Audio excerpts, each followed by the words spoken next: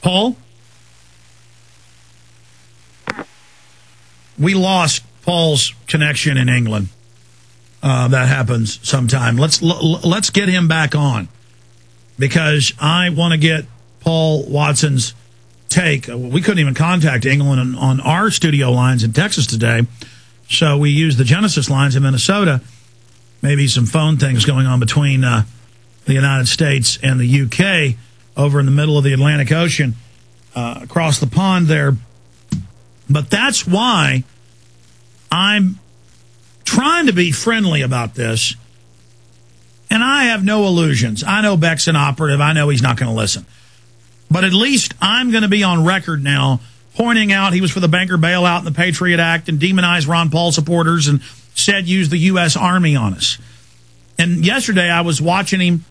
We had Fox News on in the break room, and Glenn Beck was saying, our republic is falling. It's on its last legs. Save it. This is all of our terminology. And many people pointed out Beck has changed much of what he says to mimicking what we do here, which would be flattering if it wasn't so creepy.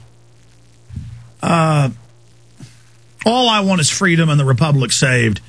And I'm telling you, Glenn Beck is a Trojan horse. Glenn Beck is a Benedict Arnold. Paul Watson, do you agree with me about Glenn Beck and about having to stand up against him and point out that this guy is completely two-faced? Well, Beck is there to sucker the grassroots conservative in and make them believe that they can fix everything by voting in a Republican in 2012.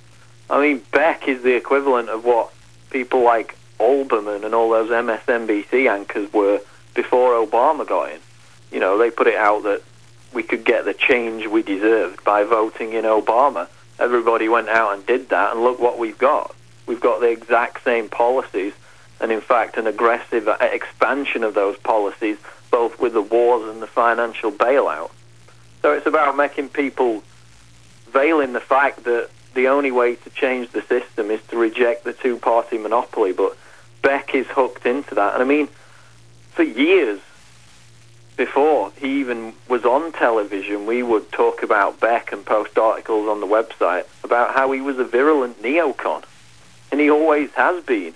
And now he poses as this libertarian when his every political stance is the exact opposite of what a true libertarian would embrace.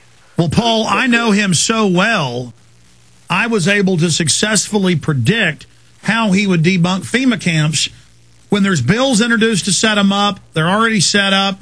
Houston Chronicle, New York Times, civilian inmate labor camp, we emailed it, we mailed it to him. And I knew what he was going to do. I mean, this guy is so evil. I mean, he's so obviously a fake and a two-face. I mean, again, Limbaugh wouldn't even support the banker bailout. He's far worse than Limbaugh. Well, they're kind of lining him up, as you said, as the new Limbaugh, aren't they? But, I mean, there's already signs that he's falling from grace. I mean, apparently he's lost half of his advertisers in the past couple of months. So, I mean, maybe people are starting to wake up from him, but obviously some of that's come from the fake left-wing assault on him, which is just about crushing freedom of speech. So it's kind of a pincer movement that we're caught in. We have to defend him when he's under attack by people who just hate him because he has different political opinions to them. Well, again, he's meant to polarize. He's meant to make it a Republican, Democrat, Fox News, MSNBC bipolar system so that people really get invested in supporting Republicans, and then they're going to have the victory in 2010 and the victory in 2012, and then all the FEMA camps are built, the police state's built. The Republican that comes in will just expand it all, and then we'll be called communist Al-Qaeda again because we're not supporting the right-wing version of the New World Order instead of being called right-wing fascists by the controlled left. It's so elementary, and it just fools the public. And that's why the public's losing their standard of living.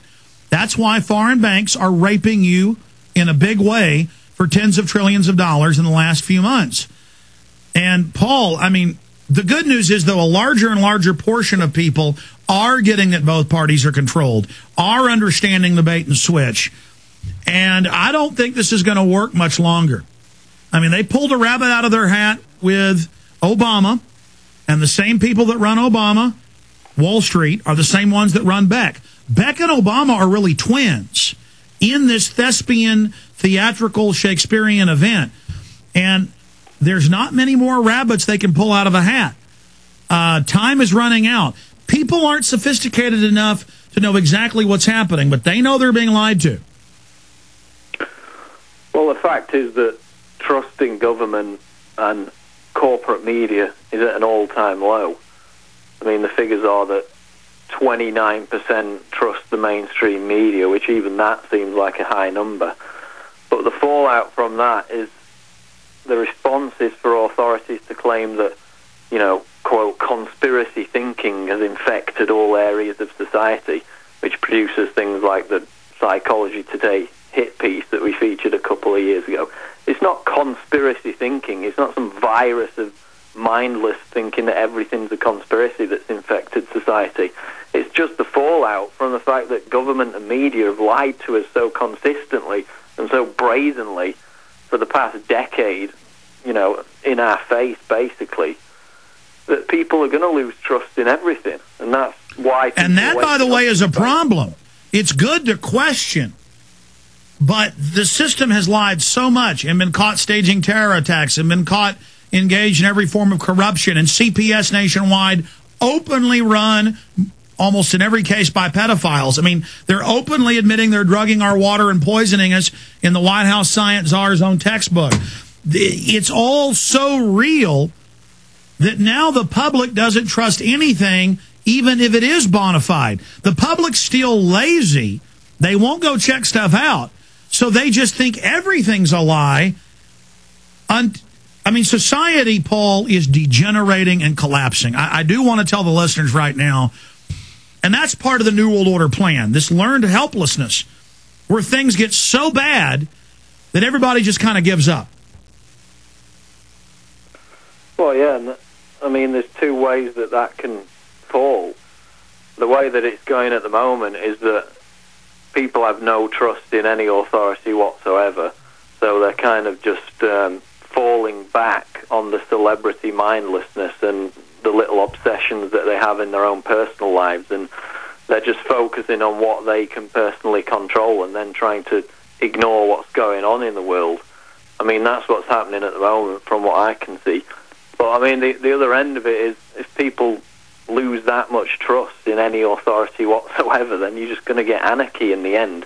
And like you said, that may be what they want, to reinforce the command and control position once people have lost all trust. Because if things turn really bad and you have an economic collapse, then from anarchy they can seize control once again. But at the moment it seems that people are either really clued into this and really know what's going on, or they're just falling back on their own little personal obsessions and going that way. So there's a real chasm as far as that's concerned. Well, you're absolutely right. Paul Watson will continue to track all the great reports at prisonplanet.com, reposted at Infowars.com. Thanks for joining us. Thanks, Alex. You bet. I want to go to